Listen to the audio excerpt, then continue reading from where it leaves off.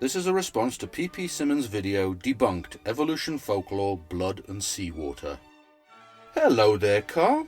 I realise it's been an inordinate amount of time since I addressed you or one of your pitifully uneducated little gnomes, and I trust all's been well with you in my absence. I also hope that your bowel movements have at least begun to normalise somewhat following the educational enema on protein chemistry I administered to you during our last encounter. However, my protracted absence from YouTube in general and from making videos specifically wasn't due to a naive belief that the aforesaid pedagogic lavage had somehow effected a miraculous cure of your unique amalgam of ignorance and stupidity.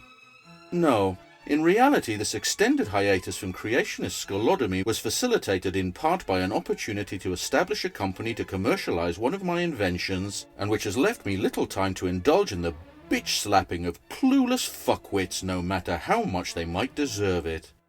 This, coupled to my general ennui with YouTube atheism, has meant that it's become increasingly difficult to muster up the motivation or justify the time spent to viciously educate incorrigible simpletons on matters they should have learnt in kindergarten. With that said, I have to confess that I've somewhat missed the exhilaration of systematically inserting facts up creationists, and over the past few months have increasingly felt the urge to return to the sport of kings. Thus, when I finally decided to act on that urge, it seemed only natural for me to pull on my galoshes, apply some vapor rub to my upper lip, and wade into the festering intellectual sewer of so-called human thought, otherwise known as the PPSimmons channel. When I did so, I was somewhat saddened, though perhaps not entirely surprised, to find that your subscriber count had doubled in the past year or so. As you might imagine, this did little to alleviate my general pessimism for the future of our species, and certainly didn't help in incentivizing me to expend the significant effort it would take to make another video for a substantially smaller audience. In fact, I'd almost given up on the idea entirely, because it also became rapidly apparent that you're now almost exclusively concentrating on making videos either predicting an ever-imminent yet curiously elusive apocalypse, or on spreading filthy slanders about your lawfully and democratically elected president, presumably because he doesn't share your deranged dogmas while being a shade or two darker than you'd consider decent in polite society, and because he had the downright gall to put down his cotton sack and step off the plantation and into the White House. I'm unsure whether this change in the nature of your rectocranial content has come to pass because you've discovered that these new flavours of brain excrement provide more lucrative opportunities for parting the gullible and the simple-minded from their wallets than the neo-Luddist misinformation you used to excrete, but whatever the reason, it did mean that it was difficult to find a suitable target for my bête noire. That is, one making preposterously overconfident and simple-minded arguments against the theory of biological evolution. However, after some effort, I did finally come across a nugget you'd crimped off fairly recently that had more of the aroma of the old PPSimmons about it, yet when I pulled on my gloves and delved a little deeper, I was disappointed to find that its primary thesis was so facile that even by your somewhat diminutive standards, it was more comparable to a lecture on quantum gravity being given by Snooky rather than anything from anyone capable of stringing together more than one coherent thought. In fact, Carl, based on the material I found therein, I would strongly suggest that you consider, like Miss Polizzi, sticking to blowjobs rather than education, as I'm sure that also like her you'll find them infinitely more rewarding both spiritually and financially. In any case, the so-called argument you presented in your digital skid mark was so fundamentally flawed that it seemed hardly worth the effort of addressing, since even a Tea Party activist demanding that the government keep its hands off their Medicare would find it childishly simple-minded. As a result, I was on the verge of dropping the whole thing and going back to more productive pursuits when I heard you say what may be the stupidest thing since Kent Hovind opined that Ray Comfort and Kent Cameron were just good friends, and that Ken Ham's choice of chin couture made him look modern and sophisticated. Unfortunately for you then, Carl, highlighting this careless faux pas of yours gave me sufficient reason to finally decide to make this video, but before I elaborate on your egregious act of self-ponage and the woeful mental shortcomings that birthed it, I will as a matter of duty take the time to correct you on the rest of your misrepresentations. That shouldn't be too difficult, since I found nothing in your video that can't easily be corrected by the forceful arsewardly insertion of a collection of judiciously selected facts and a sprinkling of lovingly crafted insults. So batten down the hatches and hold on tight, Carl, because there's a hurricane coming, and it doesn't take kindly to lying creationist piss stains. And it is an interesting biological fact that all of us have in our veins the exact same percentage of salt in our blood that exists in the ocean. And therefore, we have salt in our blood, in our sweat, in our tears. We are tied to the ocean. And when we go back to the sea, whether it is to sail or to watch it, we are going back from whence we came. Former President Kennedy said it, so it must be true, right? A huge number of evolutionary scientists say it, and they repeat it often, so it must be true, right? Well, I have to admit to shaking my head in disbelief a few times when I heard this, Carl, because I wasn't entirely sure what you were talking about.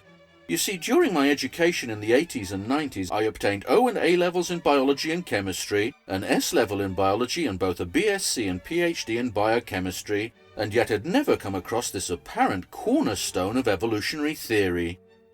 Don't you think that's a little strange? Well, we'll get onto the source of this perplexing incongruity in due course, but before I continue, I'd like to answer your questions. Firstly, if JFK said it, then it most certainly doesn't mean it's true. For example, I'm quite certain that the late president must have protested to his good wife on numerous occasions that he was not in the habit of slipping his hand up Marilyn Monroe's skirt, and yet history tells us that such remonstrations would not necessarily have been entirely truthful. Secondly, if any large group of scientists speaks with a united voice on any given matter that's within their field of expertise, that also doesn't mean it's true. What it does mean, though, is that what they have to say is the opinion that is most consistent with reality after meticulous objective examination of all the evidence at hand. The unsurpassed success of the scientific method that you so gleefully like to urinate on from your bastion of imagined self-importance provides ample evidence that anyone incapable or unwilling to examine and understand that evidence for themselves would be well advised to accept such an opinion at face value, or at least do so with a lot less incredulity than might be warranted should it be forthcoming from, I don't know, let's say a paedophile in a frock standing behind a pulpit, or for that matter a group of long-dead anonymous camel fuckers. Now, from a more philosophical standpoint, I'd also like to point out your insinuation that those who accept the reality of biological evolution do so at least in part as a result of arguments from authority. In fact, you emphasized this later in your video when you said this. Former presidential candidate Al Gore, although more careful in his wording, he advocated the same erroneous idea when he stated that, quote, our blood even contains roughly the same percentage of salt as the ocean, where the first life forms evolved, end quote. What is it with you and the opinions of politicians, Carl? After all, besides the clergy, they represent perhaps the most worthless profession ever devised by civilization, and so shouldn't be taken seriously on anything at all, let alone when it comes to evolutionary theory. You see, just because a clueless fuckwit gets up in a public forum and begins indiscriminately expelling brain farts, doesn't mean that said malodorous effusions necessarily bear any merit at all. Perhaps you think that those of us who use our brains for more than preventing lint from accumulating in our crania are in the habit of blindly accepting anything we're told by those in authority, regardless of whether they have any expertise in the matter in question. If so, then I'll put it to you that said assumption says a lot more about you and how you form your opinions than it does about those you smugly decry. On the other hand, your reference to scientists, by which I assume you mean evolutionary biologists, doesn't represent an argument from authority, or popularity for that matter, because these people are experts in their field and the reasons for their opinions can be inspected, questioned and verified by anyone who cares to do so. They are not the spurious assertions of emotionally stunted simpletons that can only be accepted or rejected at face value. There are stupendously good reasons to accept the conclusions reached by biologists, climatologists and ecologists, and I'm afraid the reason all too many don't isn't because of any intrinsic flaws in the science, but rather because its conclusions produce somewhat uncomfortable effects on their psyche due to the negative consequences their acceptance might have on their cherished primitive dogmas, their lifestyles or their wallets. The fact that you blithely conflate these two types of opinion, Carl, speaks loudly as to your maturity and the pitiful insecurities of your miserable existence. The irony of all this, of course, is that you're the one who relies on this kind of fallacious argumentation in pretty much every anti-science video you make, because you're the one who appeals to the non-existent authority of a seemingly endless parade of quacks and charlatans. It should come as no surprise then, Carl, that I found you doing just that in this video, and you can rest assured that I'll be exposing your two-faced shitbaggery in due course.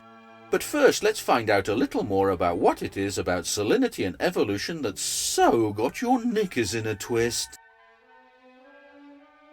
The percentage of salt in human body fluids and seawater is often used to provide evidence that life originated abiogenetically in the sea. But the hard scientific evidence shows that the levels of salinity in seawater and human blood are markedly different, drastically different as a matter of fact.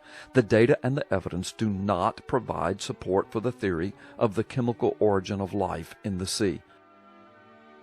As I said earlier, Carl, after well over a decade of education in biology and chemistry, this is the first time I've come across this particular claim from either a creationist or a normal person. So when I first heard it in your dulcet tones, I was just a touch skeptical that it was often used to provide evidence of abiogenesis, or if it had for that matter ever been fucking used at all. With that said, it was a trivial matter for me to confirm the veracity of your other assertion regarding the differences in ionic concentrations between human plasma and seawater. Perhaps unsurprisingly, this left me a touch consternated as I found myself in the unusual position of actually agreeing with you on something. I therefore took the obvious course of action for anyone in this situation who knows anything about you, Carl, which was to quintuple check my facts, but it seems that I was correct on the first pass, and this curious turn of events had not been elicited by an overindulgence of the amber nectar, nor by the inadvertent inhalation of the fumes emanating from a Jamaican woodbine. Of course it follows that this observation, while not precluding the possibility, doesn't provide strong direct evidence for abiogenesis, but this hardly seemed to warrant the apparent consequence you placed on it. Your unseeming relish therefore appeared to be linked to your preceding brain-belch, which at this point remained a mystery to me.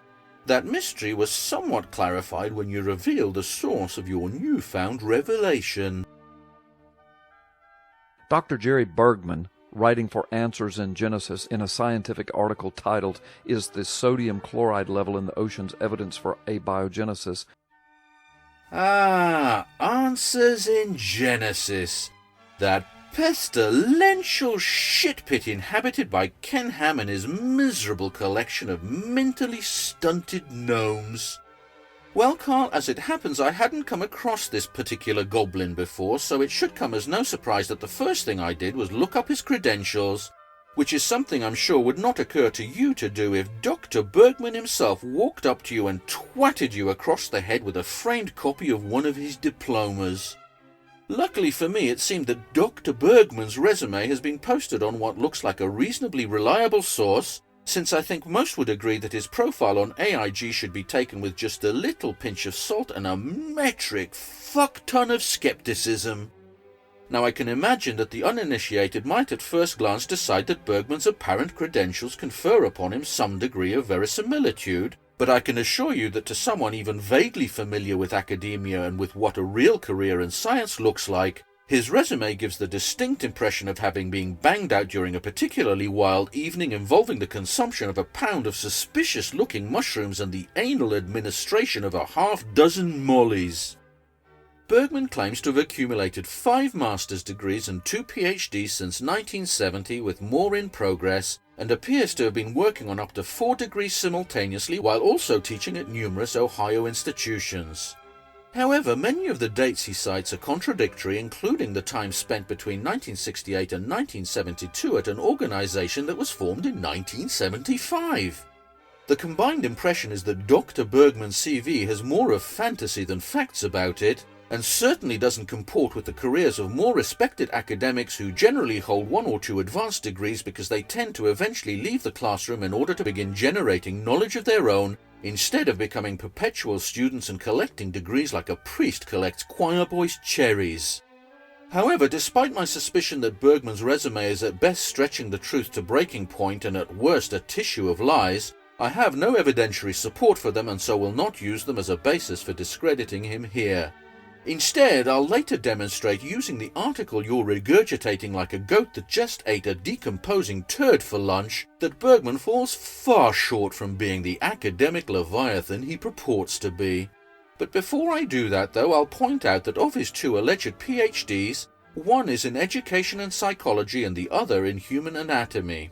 While the first obviously does nothing to qualify him to criticize evolutionary biology, the second en face possibly could, which is a rare occurrence in the field of creationist bullshittery. However, when one discovers that said qualification was obtained from Columbia Pacific University, an unaccredited distance learning institution that was shut down because of fraud by the state of California, it somewhat tarnishes its cachet, possibly because of the shit streaks on the toilet paper that his diploma was printed on. Thus, Carl, it seems that Dr. Bergman is not in fact qualified in any way as an expert in evolutionary biology, and so your appeal to him and his mangy article also constitutes one of those arguments from authority I mentioned earlier, and that you hypocritically accused sane people of accepting.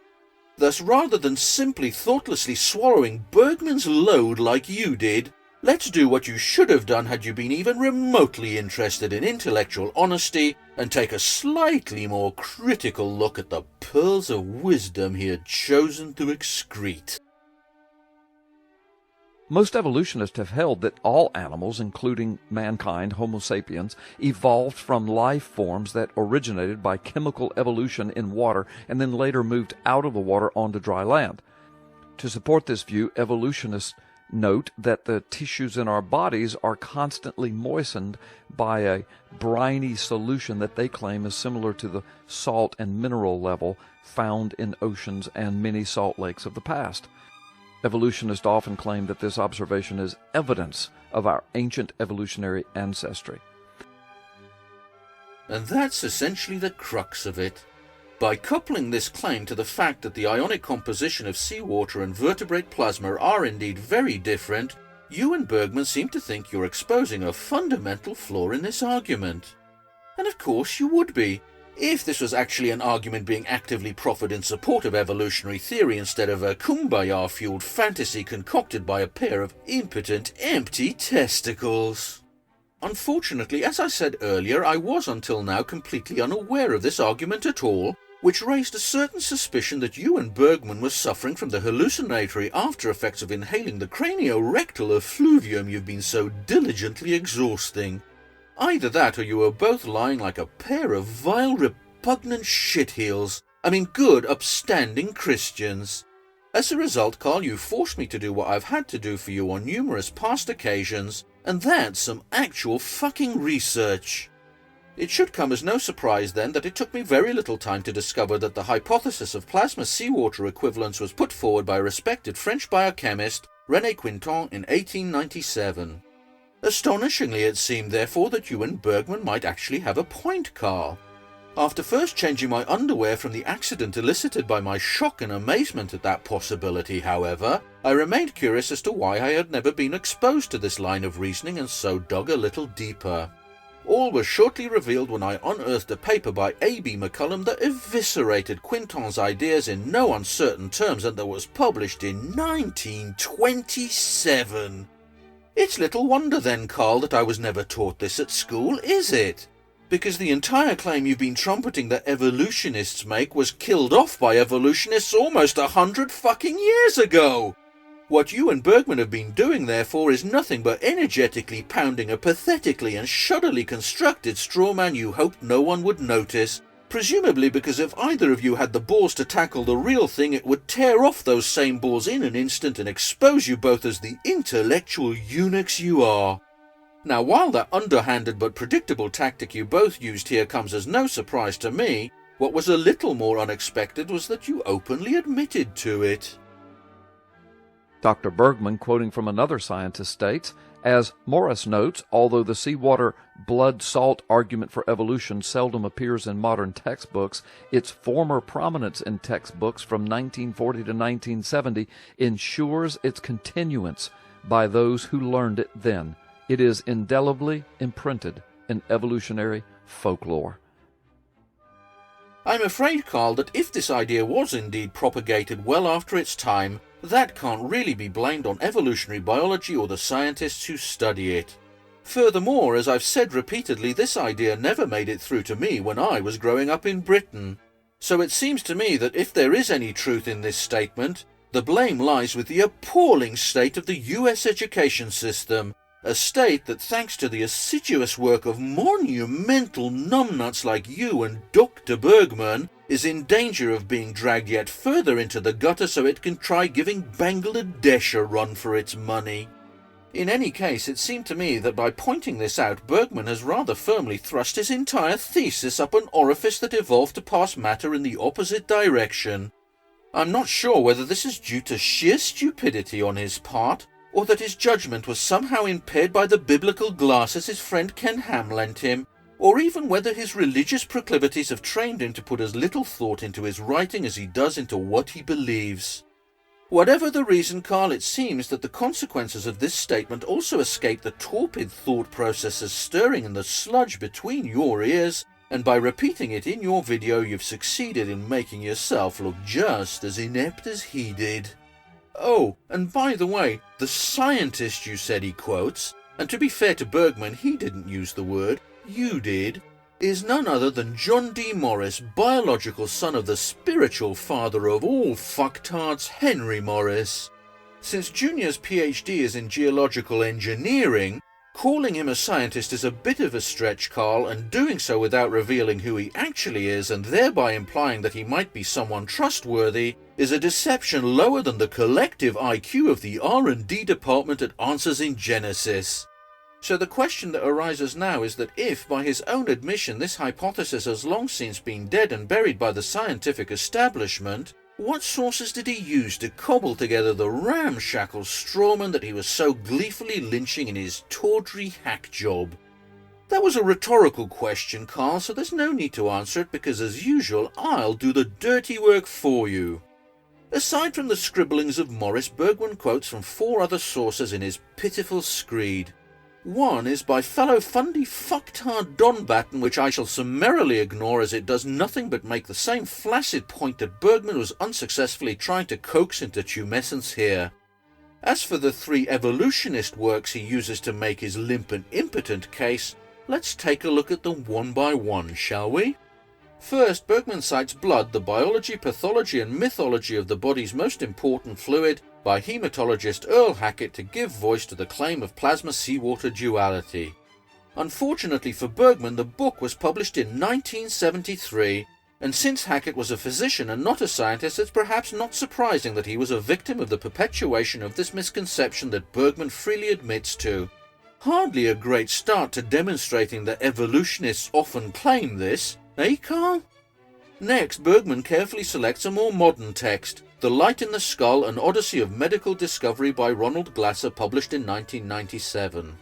What Bergman neglects to mention is that Glasser is only a medical doctor and so no more than a layman when it comes to evolutionary biology, and that this book was about the history of medicine, not biology. Using this book under the pretense that it in some way represents anything about modern scientific thought is a repugnantly dishonest act of loathsome douchebaggery, which is why I'm surprised you didn't notice it, Carl, being that you're such an old hand at it yourself. Finally, Bergman jumps back into his time machine to 1961 for a judicious spot of mining of The Long Road to Man by Robert L. Lehrman. I have to confess to having spent an inordinate amount of time trying to track down this author or any information on this book, but to no avail, which I think further testifies to Bergman's valiant efforts to select only the most up-to-date sources to back up his claim of how ubiquitous this argument is. I was thus on the verge of giving up when I lucked upon a review of the book in an old copy of Science, one of the world's most respected scientific journals, and what I found made very interesting reading, particularly because it was reviewed in tandem with Isaac Asimov's The Wellsprings of Life. Quote, Lehrman's book is simple both in language and in thought, at times to the point of naivete, and is pitched at a low scholastic level. It is published in a series advertised by the publisher as intended for teenagers and grown-up readers as well. A book for teenagers and grown-ups, Carl? Seriously? Do you really think this selection is appropriate for an article that purports to bear any kind of scholastic merit? Should the only appropriate response to the pathetic twat flap that penned it be unreserved derision? Wouldn't someone even vaguely trying to be intellectually honest have selected a more modern and legitimate scholastic work on the subject? Perhaps Hachachka and Sumero's Biochemical Adaptation, Mechanisms and Processes and Physiological Evolution? Don't you think it's suspicious that Bergman, like the 24-carat dildo I addressed in my last video, chooses to attack lay texts and woefully outdated sources rather than the modern scientific literature? Doesn't just that fact ring even one alarm bell inside that roomy cranium of yours? Surely someone of even your acutely limited perspicacity should find this a cause for some concern. Of course, those are all rhetorical questions again, Carl, because we all know that your answer to each is no, because you care nothing for the truth, honesty, or any kind of decency, as you're far too preoccupied with peddling your deliberately erroneous and patently ludicrous assertions harder than Lance Armstrong on his way to the Labor Day sales at Steroid Warehouse. So with all this filth out in the open, there now appears to be a good explanation for the results of what appears to be Bergman's only effort on any kind of research in this subject. Although I have found numerous references in the popular scientific literature using the database of Biosis, some 15,800,000 records accessed March 12, 2010 through Ohio Link, he said, I could not find a single empirical study in scientific journals that supported the ocean salt human blood connection. This common assumption is an icon of evolution that lacks scientific support. Don't you think that it should have at this stage been abundantly obvious to Dr. Bergman why he couldn't find any such records, Carl? And don't you think it would have been appropriate for him to point it out more explicitly to his readers instead of waving it around triumphantly like a vampire with a used tampon after a particularly successful dumpster dive? There I go again with the rhetorical questions, though, forgetting that you're not the sharpest nail in the crucifix, so I'll explain it to you. The reason that your lobotomized troglodyte couldn't find any such studies is because scientists haven't been making the claim for almost 90 fucking years! We have to ask yet again, if evolution and evolution scientists have gotten something as simple as this so badly wrong for so many years, how much else do they have wrong? This, Carl, is about the only legitimate point you had to make in your entire video. But when I say legitimate point, I of course mean it would have been had it come from a developmentally challenged third grader. Of course it didn't, though. It came from you, a grown man who's had its rebuttal rammed up his rectum more times than Rush Limbaugh's run to Rite Aid with a prescription in his hand. As you should know, Carl, this is a question that can only come from a simpleton who doesn't understand that the purpose of science is not to provide absolute epistemic certainty, because it's something that it can never do. Instead, science builds the best possible predictive models it can from the available data and uses these models to ask deeper questions, the answers to which can be used to continually refine said models and so improve their predictive power. Thus, if scientists have anything wrong today, and undoubtedly they do, we can rest assured that it is still better than what came before, and as more data become available, these inaccuracies will be systematically rooted out and replaced with something newer, better, and more elegant. In contrast, Carl, when we look at your decrepit, corroding creationist dogma, it was a pile of shit when it was first conceived, is still a pile of shit now that it has been proved wrong in every single conceivable respect, and will remain a pile of shit long into the future as long as there are sad dumbfucks like you around to cling to it as if it were a golden chalice instead of the steaming turd it is. So with that said, and now we're winding down, I'm going to live up to my promise and point out what is, even by your standards, the biggest act of creationist stupidity I think I've ever seen perpetuated in all my time on YouTube. Darwinists claim the fact that salt is necessary for life is a result of our having evolved in a sea environment. Creationists, on the other hand, conclude that salt is common in the earth's crust and in seawater because salt is required for our life sustenance. The level of salt in life and the sea is similar because we are a product of the same creator that created both life and the sea.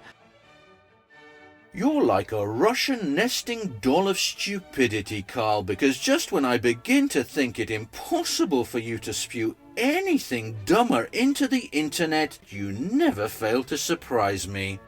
I suppose I should also give some credit here to Pisspants and all the other little cretins at the PPSimmons channel who, like you, obviously never caught the gargantuan contradiction here.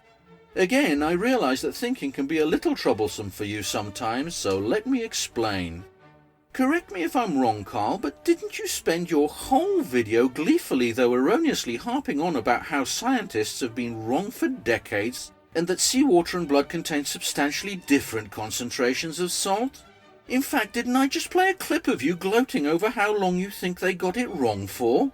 Isn't it somewhat amusing then to find you concluding your abysmal shit streak of a video by then claiming yourself that the level of salt in life and the sea is similar? Words just can't express how profoundly stupid you must be, Carl, so I'm not even going to try, though I have to admit to a certain degree of wonder that you've managed to survive to middle age without either having eaten your own testicles or killed yourself in a bizarre shaving accident. And if there happen to be any PPSimmons fans out there watching this, I realise that the chances of me having persuaded you are non-existent, not only because the words I use are a little long, but also because you believe what you do out of emotion, not reason.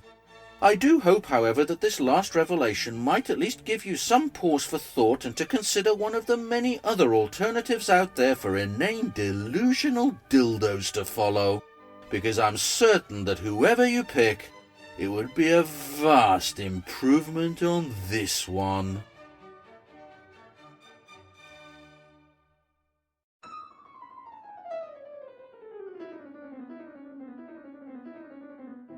Hi everyone.